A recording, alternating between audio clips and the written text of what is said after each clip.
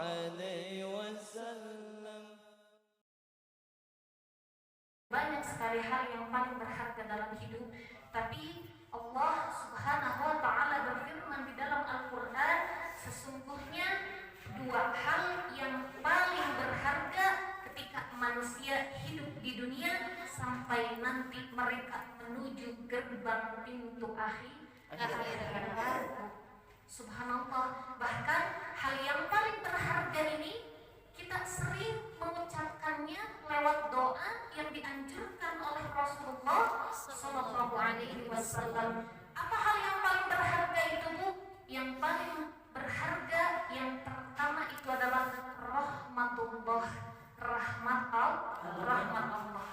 Ketika kita melangkahkan kaki kita dari rumah menuju rumahnya Allah yang suci ini, Bu, yang bersih ini, maka kita mengucapkan ketika menutup pintu, Assalamualaikum Allahumma ftahli abwaaba rahmati. Kita masuk satu pintu, betul. Di masjid ini ada berbagai pintu, tapi pasti setiap jamaah masuk ke dalam masjid itu lewat satu pintu. Tapi perhatikan makna dari doa yang Nabi ajarkan kepada umatnya, Allahumma ftahli abwaaba rahmati. Ya Allah, bukakanlah pintu-pintu rahmat-Mu. Betapa luas pintu-pintu rahmat Allah Subhanahu wa Ta'ala. Maka kita sebagai hamba Allah jangan sampai selama hidup kita tidak pernah mengetuk pintu itu. Betapa ruginya jika selama manusia hidup di dunia, bahkan nanti sampai dia kekal menuju gerbang akhirat, dia tidak pernah satu kali pun mengetuk pintu rahmat Allah. Na'udzubillah tsumma na'udzubillah. Dan alhamdulillah ya Bu, kita di sini seringkali melakukan kajian berapa kali dalam seminggu, Bu? 2 kali. Alhamdulillah. Berapa langkah kaki kita ya Bu, jika sudah dihitung dari mulai usia kita berapa tahun sudah memasuki rumah Allah, sudah berapa ribu langkah kaki yang dipakai untuk datang ke rumah Allah, sudah berapa ketukan tangan kita yang dipakai untuk mengetuk pintu-pintu kebaikan dari Allah Subhanahu wa Ta'ala. Maka ketika Allah memberikan rahmatnya yang begitu luas, jika tidak misalnya diketuk satu pintu saja dari sekian banyak pintu, maka alangkah ruginya kita sebagai hamba Allah. Betul? Betul. Masya Allah ya Bu ya. Sebetulnya apa tuh teh rahmat itu? Sebetulnya bagaimana pintu rahmat Allah itu? Maka dijelaskan dalam hadis Rasulullah Sallallahu Alaihi Wasallam, rahmat Allah itu bisa diraih dengan 2 perkara. Yang pertama, qala Nabi sallallahu alaihi wasallam, khaslatani la syai'a afdalu minhuma, al-awwal al-imanu billah wastaqimahu. Yang pertama itu iman kepada Allah dengan ikhlas dan istiqomah di dalamnya. Istiqomah dalam iman adalah salah satu cara hamba untuk dapat mencapai pintu-pintu kebaikan daripada rahmat Allah Azza wa Jalla. Apa yang dimaksud dengan iman? Iman itu percaya ya Bu, percaya. Tapi ketika sekarang saya tanya kepada Ibu, Bu percaya adanya Allah? Saya percaya. Bu percaya adanya malaikat Allah? Percaya. Bu percaya adanya kuasa Allah? Percaya. Bu percaya bahwa rezeki itu yang mengatur Allah? Percaya. Tapi kenapa kita sering mengeluh? Tapi kenapa kita tidak memohon, tidak membulatkan hati kita bahwa la ilaha illallah Muhammadur Rasulullah? Maka renungkan kalimat ini baik-baik, bukan untuk ibu semua tapi juga untuk pribadi saya pun. Mari kita sama-sama bertafakur ketika kita mengikrarkan asyhadu an la ilaha illallah wa asyhadu anna Muhammadar Rasulullah. Kalimat tahlil itu menjadikan hati kita, iman kita semakin kuat. Maka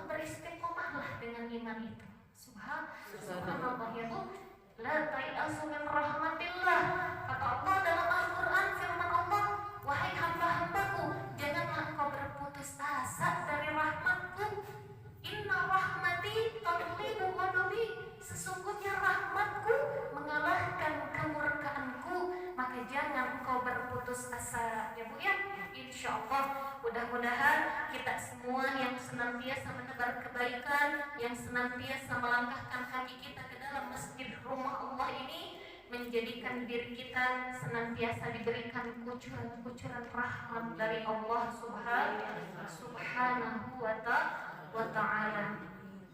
Maka jangan lupa Bu, kita senantiasa berdoa, Allahumma inni as'aluka imanan qawiyan wa yaqinan shadiqan wa amalan mutaqabbalan. Bahkan Siti Aisyah, istrinya Rasulullah Shallallahu Alaihi Wasallam, pernah bertanya kepada suaminya Nabi Muhammad Shallallahu Alaihi Wasallam, ya Rasulullah, aku melihat matamu sering sempat menangis. Ya Nabi Allah, apa yang menyebabkan engkau menangis? Kemudian Rasulullah menjawab, aku banyak mendoakan umatku. Itu yang pertama. Yang kedua, kata Rasulullah, wahai Aisyah, sesungguhnya aku takut sekali, ada hal yang paling aku takutkan di masa umatku saat aku sudah tiada nanti, mereka kehilangan hal yang paling berharga dalam hidupnya. Apa itu? Al-imanu billah. Maka pantas Bu, ketika Rasulullah mengabarkan akan datangnya Dajjal menjelang hari kiamat nanti, itu Dajjal tidak akan merampas harta kita, tidak akan mengambil rumah kita, betul? Tidak akan mengambil apapun yang kita miliki, tapi hanya satu yang menjadi incaran Dajjal, yaitu iman kita. Bukankah syaitan ketika sakaratul maut juga sama, ingin mengganggu iman kita, ingin kita pulang kepada Allah, tidak mengucapkan kalimat la ilaha illallah? Nah, maka beristiqomahlah dengan iman itu. Ketika kita mengucapkan amantu billah, kata Rasulullah, beristiqomahlah dengan iman itu, insya Allah. Karena dengan kekuatan iman inilah maka kita akan mendapatkan rahmat Allah. Seperti apa contohnya? Ketika iman kita mulai menguat, maka ibadah waktu yang luang akan dipakai untuk beribadah. Betul? Betul. Tidak ada yang sia-sia dalam waktu hidupnya. Pasti semua ketika iman itu menguat dalam hatinya, matanya akan dipakai untuk Allah, bertadarus Al-Quran. Kemudian tangannya akan diberikan untuk tangan yang dermawan di jalan Allah. Kakinya pun akan digunakan untuk melangkahkan kebaikan-kebaikan di rumah Allah. Subhanallah. Maka jangan sampai kita lupa dengan doa itu, senantiasa meminta keimanan yang kuat, karena syaitan, karena Dajjal, karena siapapun orang-orang yang hari ini bermaksiat di muka bumi, mereka itu sudah kehilangan yang namanya iman, ya Bu ya. Nah, apalagi Dajjal nanti sebentar lagi akan turun menjelang hari kiamat, itu akan mendatangi setiap tempat kecuali dua tempat yang tidak akan didatangi Dajjal, apa? Kota Mekah dan Madinah. Maka persiapkan diri kita, kalau kata Teh Lupah kemarin, berbekal menuju kampung akhirat, ya Bu ya. Salah satu bekal untuk menuju kampung akhirat yaitu imanan qawiyan. Iman yang kuat itu akan mendatangkan rahmat Allah. Maka ketika seseorang mendapatkan rahmat Allah, maka akan dibuka baginya pintu-pintu kebaikan dari Allah Subhanahu wa ta'ala. Maka ketika seseorang diberikan atau dibukakan pintu-pintu kebaikan dari Allah, hamba yang lain jangan merasa iri. Kenapa?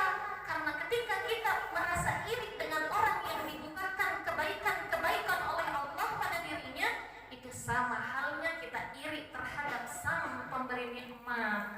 Na'udzubillah min dzalik, ya Bu. Nah, maka kita senantiasa berdoa, Ibu, ya Allahumma inni as'aluka imanan qawiyan wa yaqinan shadiqan wa amalan mutaqabbalan. Itu yang pertama. Kemudian yang kedua, wanaf'u lil muslimin. Jadilah manusia atau seorang mukmin yang bisa membawa manfaat bagi kehidupan orang lain. Tadi disabdakan dalam hadis Nabi, khoslatani la syai'a afdalu minhuma dua perkara yang tidak ada bandingannya, yang tidak lebih dicintai oleh Allah. Afdalu minhuma, yang pertama tadi al-imanu billah, kemudian yang kedua wa naf'ul lil muslimin, banyak memberikan manfaat bagi orang-orang mukmin. Contohnya apa, Bu? Contohnya membangun masjid, ya Bu ya. Kemudian apalagi yang lainnya? Segala sesuatu sekecil apapun, bahkan hanya sekedar memberikan air atau hanya memberikan sepotong roti kepada orang yang berbuka puasa, atau hanya memberikan 3 butir kurma kepada orang yang berbuka puasa, itu bisa mendatangkan manfaat bagi orang lain. Maka Rasulullah SAW pernah ditanya oleh para sahabat, wahai para sahabatku, sesungguhnya Allah menganugerahkanku satu hal yang tidak diberikan kepada nabi-nabi sebelumku. Aku diberikan sebuah telaga yang bernama Al-Kautsar, dan kelak umatku akan minum dari telaga tersebut. Saat satu kali minum, mereka tidak akan merasa haus selamanya. Kemudian para sahabat sangat ingin sekali meminum air telaga tersebut. Ditanyalah kepada Rasulullah, ya Nabi Allah, siapakah golongan mereka yang akan meminum air telaga tersebut? Yang pertama, al-faqirul al-khalisu. Yang pertama, orang yang fakir tapi dia ikhlas dengan kehidupannya. Ketika dia diberikan kefakiran oleh Allah selama hidup di dunia, dia tidak banyak mengeluh, dia menjalani, dia ridho dengan segala ketentuannya. Mereka lah golongan yang akan pertama kali meminum air dari telaga, kata Rasulullah Sallallahu Alaihi Wasallam. Golongan yang kedua itu adalah orang yang senantiasa memberikan makanan terhadap orang yang berbuka puasa. Nah ini yang tadi wanamu lil muslimin, orang yang memberikan banyak manfaat untuk orang lain, itulah yang akan mendatangkan rahmat Allah. Orang yang mengajak kebaikan, orang yang berbaur dengan orang lain dalam kebaikan, orang yang bersedekah, berinfak, kemudian berjihad di jalan Allah, itu semua hal-hal yang akan mendatangkan atau membuka pintu rahmat Allah seluas-luasnya. Maka jangan sampai kita menjadi orang yang merugi selama hidup, kita tidak pernah mendapatkan satu pintu kebaikan tersebut, ya Bu ya. Jadi tadi yang pertama apa tuh? Al-iman billah, imanan qawiyan. Kemudian yang kedua, wa naf'u lil muslimin, banyak memberi manfaat untuk orang mukmin. Maka pantas Allah memerintahkan kita dua ibadah, amalan ibadah dalam Al-Qur'an, yang dua perintah itu tidak bisa dipisahkan. Apa itu? Aqimus shalah wa atuz zakat. Aqimus shalah, karena dengan sholat berarti seseorang itu punya iman. Wa atuz zakat, dan dengan menunaikan zakat berarti orang itu menunaikan perintah Allah dan memberi manfaat untuk orang lain. Subhanallah ya Bu, betapa indah bahasa Al-Quran. Tidak ada bahasa yang lebih indah daripada Al-Quranul Karim, di mana bahasanya itu disebut dengan bahasa Al-Qur'an, bahasa yang agung atau bahasa yang sangat bagus dan menarik. Bahkan jika dikaji, satu huruf saja bisa melahirkan berbagai makna. Subhanallah. Nah, jadi itu yang pertama yang tadi ya Bu, yang paling berharga dalam hidup ini adalah mendatangkan rahmat Allah, mendatangkan kasih sayang Allah, jemput hidayah Allah, jemput segala yang akan diberikan oleh Allah dengan iman yang kuat, dan banyak memberi kepada orang-orang sekitar kita atau memberi banyak manfaat untuk orang lain. Kemudian hal yang kedua yang paling berharga dalam hidup ini bukan hanya sekedar rahmat ya Bu, tapi ada yang kedua yang paling berharga, itu adalah syafaatu Rasulullah sallallahu alaihi wasallam.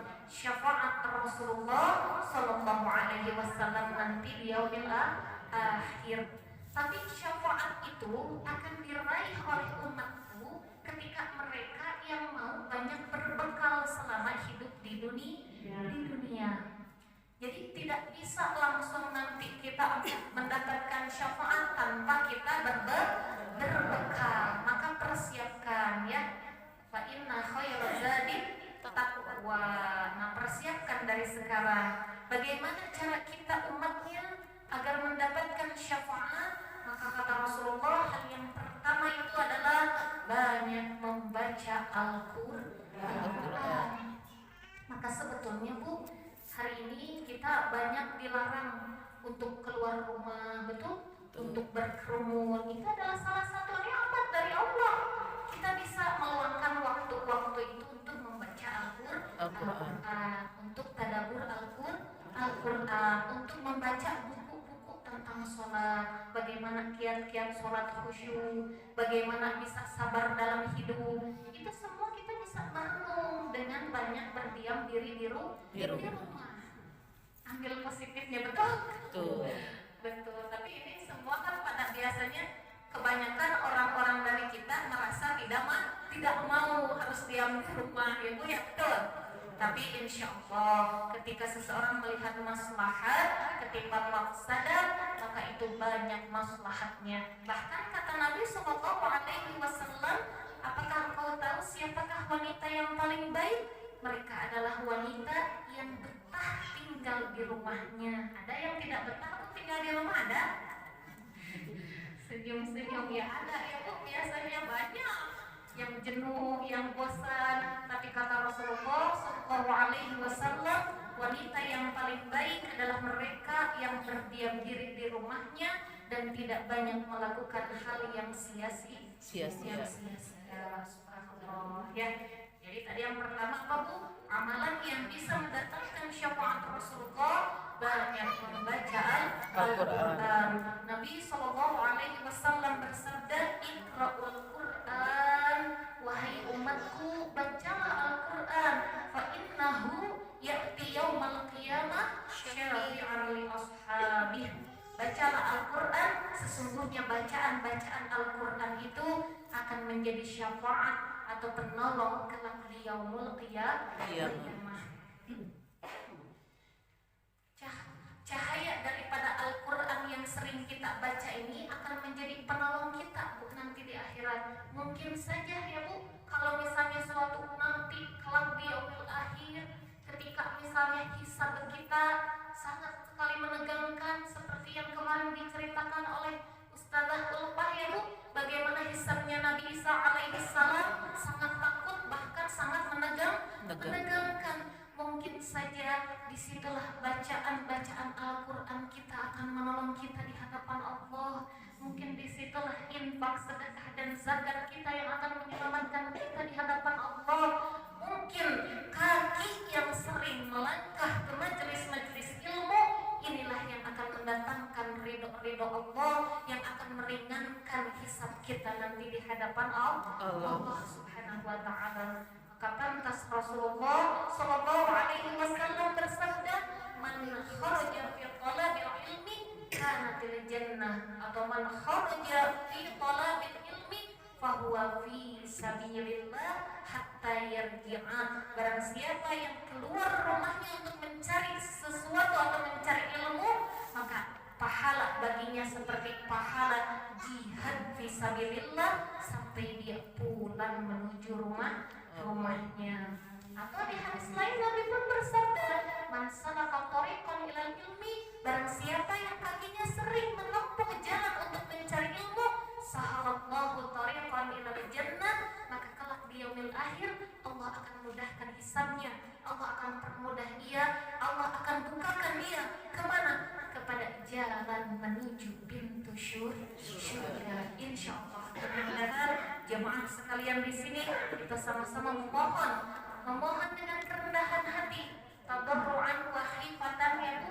Kita memohon dengan kerendahan hati kita kepada Allah Azza wa Jalla. Mudah-mudahan kita senantiasa diliputi oleh rahmat, senantiasa diberikan keringanan untuk berbuat kebaikan, lisan kita diberikan keringanan untuk melakukan, membicarakan baik, tangan kita diberikan keringanan untuk melakukan hal-hal kebaikan, kaki kita diberikan keringanan untuk melangkahkan kaki kita pada kebaikan.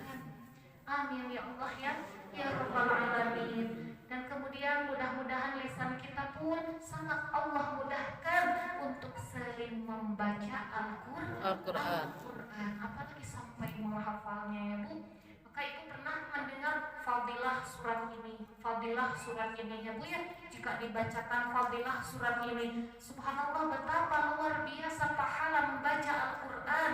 Bahkan kata Nabi SAW, satu huruf Al-Quran, man qara'a harfan min kitabillah, satu saja huruf yang dibaca dari Al-Quran, maka ia mendapat 10 kebaikan. Masya Allah ya, subhanallah Bu, betapa banyak ladang-ladang pahala. Inilah kasih sayang Allah. Kasih sayang Allah begitu luas, tidak hanya diberikan kepada seorang pejabat, tidak hanya diberikan kepada seorang yang mempunyai harta, tidak hanya diberikan kepada orang yang tidak dipilih, tapi Allah berikan semua luasnya rahmatnya kepada seluruh hambanya yang hidup dan menginjak bumi Allah. Ini mudah-mudahan kita semua senantiasa dimudahkan dalam melangkahkan kebaikan. Insya Allah. Jadi itu yang pertama tadi, amalan yang dapat mendatangkan syafaat Rasulullah, memperbanyak membaca Al-Quran. Kumaha cenah teh tapi mah teu acan tiasa ada yang belum bisa membaca Al-Quran. Ya Allah, nanti sebentar lagi ada program ya Mas biasanya ya, bulan Ramadan kita sama-sama tadabbur, tadarus ataupun belajar untuk membaca Al-Quran dengan guru-guru kita semua ya. Insya Allah walaupun yang masih terbata-bata, tapi pahalanya kata Rasulullah itu 2 pahala dari membaca, pahala dari belajar. Kemudian yang kedua apa? Amalan yang kedua yang mendatangkan syafaat Rasulullah itu adalah bersolawat. Bukan hanya kita, tapi Allah Azza wa Jalla dan seluruh para malaikatnya bersolawat kepada baginda Nabi Muhammad sallallahu alaihi wasallam. Innallaha wa malaikatahu yusholluna 'alan nabi ya ayyuhalladzina amanu shallu 'alaihi wa sallimu taslima. Maka perbanyak membaca salawat. Allahumma shalli ala sayyidina Muhammad wa ala ali sayyidina Muhammad. Bahkan Bu, kalau ulama-ulama terdahulu itu sering mendawamkan salawat sampai 3.000 sehari, atau ada yang sampai 1.000, sampai 5.000, sampai 10.000. Bahkan Bu, ada satu kisah di zaman penguasa kerajaan dulu, di mana ada seorang sultan yang mana yaitu adalah seorang sultan yang taat dan sangat takut kepada Allah Subhanahu wa taala. Sultan tersebut dia memimpin masyarakatnya dengan hukum-hukum Islam yang tegak, dengan khalifah yang terbaik. Maka pada saat itu seorang sultan yang sering membacakan sholawat pada setiap malamnya sebelum ia tidur, tiba-tiba pada suatu hari didatangi oleh seorang pedagang. Di situ disebutkan tajir, berarti seorang pedagang. Pedagang tersebut memaksa kepada penjaga pintu istana untuk bertemu dengan sultan tersebut. Kemudian ditanya oleh seorang penjaga gerbang tersebut, apa hajatmu? Dia tidak ingin menyampaikannya, kecuali hajatku akan aku sampaikan kepada sultan. Akhirnya dipersilahkanlah masuk ke dalam istana. Pada saat itu kemudian ia berkata kepada sultan, wahai sultanku, wahai penguasaku, sesungguhnya aku mempunyai keluhan yang aku ingin sampaikan kepadamu. Silahkan, kata sultan. Kemudian sultan itu mengatakan silahkan. Nah saat itu ia bercerita, wahai sultanku, wahai padukaku, sesungguhnya aku ini seorang pedagang yang bangkrut, semua hartaku habis, tidak ada satupun semua habis. Bahkan ketika daganganku ini bangkrut, maka hutangku sangat banyak dan melambung tinggi. Kemudian sultan mendengarkan apa keluhan dari seorang pedagang tersebut. Katakanlah apa hajatmu, apa keperluanmu. Sesungguhnya engkau mempunyai hutang padaku. Nah, pada saat orang itu mengatakan engkau mempunyai hutang, sultan pun terdiam. Kapan aku berhutang padamu? Engkau mempunyai hutang padaku. Sampai 3 kali diucapkan, wahai sultan, wahai penguasa, engkau mempunyai hutang padaku. Kemudian ditanyakan kembali, sampai orang yang tadi penjaga gerbang itu marah. Apakah kau kesini ingin menyampaikan keluhanmu atau ingin bercerita? Kemudian ia menyampaikan keluhannya atau unek-unek hatinya dengan perasaan sedih dan malu. Wahai sultanku, sesungguhnya aku ini adalah seorang pedagang yang bangkrut, tapi aku tidak pernah berputus asa dari rahmat Allah. Karena aku membaca firman Allah, sesungguhnya rahmat Allah itu luas sekali. Maka aku pun senantiasa berdoa di setiap malam dalam sholatku sebelum aku tidur. Terus aku berdoa sampai tadi malam. Setelah aku selesai berdoa, kemudian aku tertidur dan aku bermimpi bertemu dengan Sayyiduna wa Maulana Muhammad sallallahu alaihi wasallam dalam mimpiku. Kemudian sultan tersebut langsung terdiam 1000 bahasa. Lantas bagaimana apa yang dikatakan oleh baginda besar Muhammad? Sebetulnya seseorang yang bertemu dengan Rasulullah dalam mimpinya, maka itu benar karena syaitan tak mampu merupai wujud kata Rasulullah sallallahu alaihi wasallam. Ya Hamid, ya kemudian wahai hamba Allah, kata Rasulullah, sampaikanlah hajatmu ini kepada Hamidku. Sampaikanlah hajatku ini kepada Hamidku. Kemudian belum sampai si pedagang tersebut mengatakan seluruhnya kepada sultan, maka sultan pun mengambil semua kepingan-kepingan dinar dan dirham dari dalam mejanya kemudian diberikan. Kemudian sultan itu bertanya, wahai pemuda, apa yang dikatakan Sayyiduna wa Maulana Muhammad dalam mimpiku, sampaikan pada Hamidku. Cukup, diberikan lagi, Bu. Apa yang dikatakan baginda Rasulullah, sampaikan pada Hamidku. Cukup, sampai semuanya sampai diberikan. Kemudian kata penjaga gerbang, wahai seorang pedagang, tidak cukupkah apa yang telah sultan berikan kepadamu? Sudah cukup. Aku akan membayar hutang-hutangku, dan dengan semua dinar dan dirham ini maka aku akan memulai kembali usahaku. Pada saat seorang tajir itu pulang, maka penjaga gerbang itu berkata kepada sultan, wahai sultan, apakah engkau tidak tahu bahwa seorang pedagang itu ingin menguras semua harta? Perhatikan, Bu, apa yang dikatakan oleh seorang sultan. Wahai Perdana Menteriku, jikalaupun aku serahkan seluruh harta jabatanku padanya, itu semua tidak ada nilainya ketimbang pengakuan Rasulullah sallallahu alaihi wasallam kepadaku sebagai Hamidnya, sebagai umatnya. Jadi bagi sultan itu uang, harta, jabatan tidak ada apa-apanya kecuali ia diakui oleh baginda Nabi besar Muhammad sallallahu alaihi wasallam. Karena mungkin dengan pengakuan itu sultan itu merasa kelak ia akan mendapatkan syafaatnya, kelak ia akan berjumpa dengan baginda besar Muhammad yang cahayanya menerangi ufuk yang terang, yang wajahnya sangat terang, bahkan wajahnya, senyumannya, tatapannya, tangisannya dirindukan oleh banyak umat manusia. Subhanallah, ya Bu ya.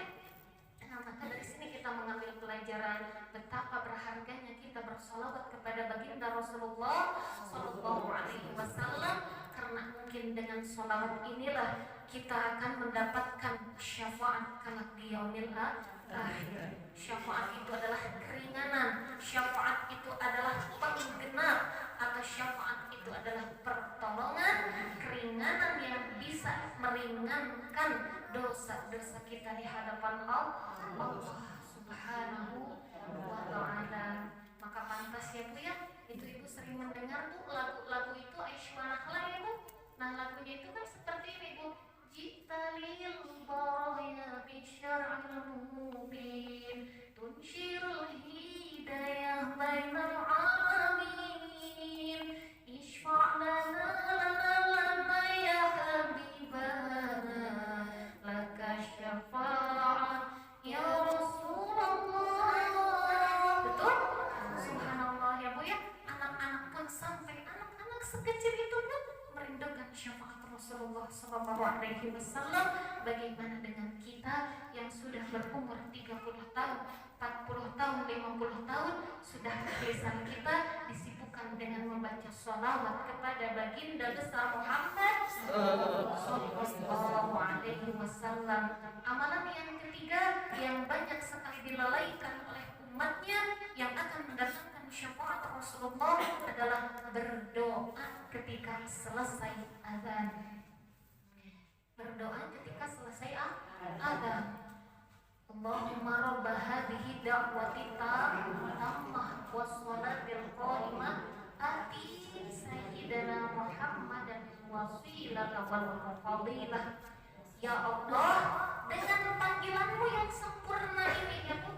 Azan itu adalah panggilan yang paling sempurna. Tidak ada panggilan yang terbaik kecuali panggilan azan. Kenapa? Karena waktu itu adalah waktu yang diberikan Allah kepada hamba-hambanya untuk meminta, untuk memohon, untuk mengatakan segala hajatnya, untuk diampuni dosa-dosanya, untuk diberikan keluasan rahmatnya. Maka pantas dalam doa setelah azan itu banyak sekali dilupakan oleh umatnya. Kata Nabi, jangan tinggalkan doa atau jangan tinggalkan ucapan atau doa setelah azan berkumandang. Maka sangat sedih sekali ya Bu ya, hari ini azan pun dipermasalahkan. Tapi insya Allah mudah-mudahan kita senantiasa ketika hati kita atau telinga kita mendengar panggilan azan, langsung angkat tangan kita berdoa untuk kemuliaan Rasulullah Sallallahu Alaihi Wasallam.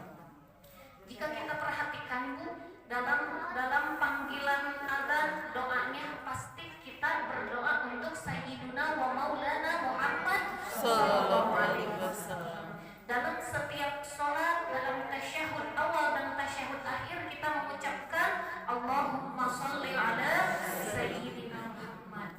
Kemudian kita diperintahkan oleh Allah untuk bersolawat kepada Rasulullah Sallallahu Alaihi Wasallam. Segalanya untuk Rasulullah, segalanya untuk siapa? Untuk sumber dan kasih cinta sayang Allah. Kenapa sampai seperti itu? Karena ialah insan yang ketika berdakwah ke kota Taif, yang ketika berdakwah di kota Mekah, dia tidak disambut dengan kata tala'al badru alaina, tapi ia malah dilempar dengan kotoran, tapi ia malah dilempar dengan pokok kayu. Bayangkan, maka pantaslah Allah begitu menyanjung Rasulullah, bagaimana perjuangan hidupnya, bagaimana Islam ini bisa berdiri tegak sampai saat ini kalau bukan karena perjuangannya, kalau bukan karena harta yang dihabiskan oleh istrinya siapa? Sayyidah Khadijah binti Khuwailid. Semua hartanya, semuanya, segalanya diserahkan untuk Allah dan Rasulnya.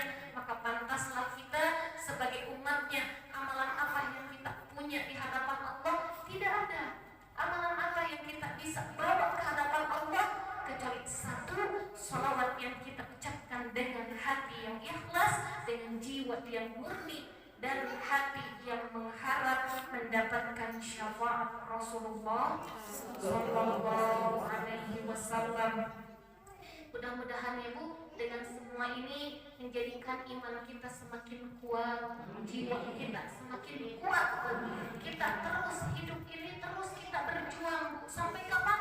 Sampai nanti ketika Allah mengatakan, ya ayyatuhan nafsul mutmainnah irji'i ila rabbiki radiyatan mardiyah wadkhuli fi ibadi wadkhuli jannah. jannati. Maka saat kita memasuki surganya Allah, berakhirlah semua ujian-ujian kehidupan, berakhirlah semua kerikil-kerikil kehidupan, berakhirlah semua yang kita rasakan dalam hidup ini. Yang ada hanyalah kenikmatan. Maka pantas Allah berfirman dalam Al-Quran, wa amma man khafa maqama rabbih wa nahan nafsa 'anil hawa, dan barang siapa yang takut hatinya terhadap Rabbnya dan mampu menjaga diri dari hawa nafsunya, fa innal jannata hiyal ma'wa, maka sungguh tempat kembali terbaiknya yaitu jannah dan jannah yang begitu dirindukan oleh semua orang. Mudah-mudahan kita mendapatkan naungan syafaat yang kelak tidak ada naungan, Bu. Nanti di akhir nanti itu tidak akan ada naungan, di mana seseorang tidak akan bisa memberikan pertolongan kepada orang lain, baik ayah, baik ibu, baik anak-anak kita tidak akan mampu memberikan pertolongan kepada kita kecuali satu, pertolongan dari syafaat Nabi Muhammad sallallahu alaihi wasallam. Berimanlah, beristiqomahlah dengan iman itu, bersabarlah dengan segala ujian-ujian dan kerikil-kerikil kehidupan, karena sungguh ketika kita bersabar maka disitulah rahmat Allah akan diturunkan insyaallah.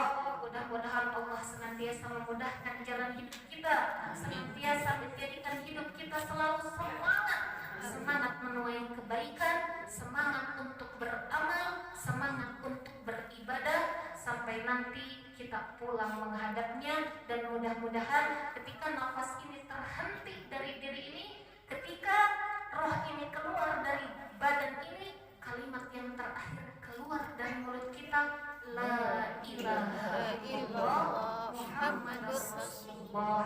Mudah-mudahan kita semua istiqomah. Masih ada waktu beberapa menit lagi, kita sharing ya Bu, atau kita saling berbagi ilmu. Mudah-mudahan kajian yang sedikit ini Bu, tapi insyaallah yang sedikit ini mudah-mudahan membawa manfaat yang banyak insyaallah. Al-Fakir ini fakirun ilallah al-afu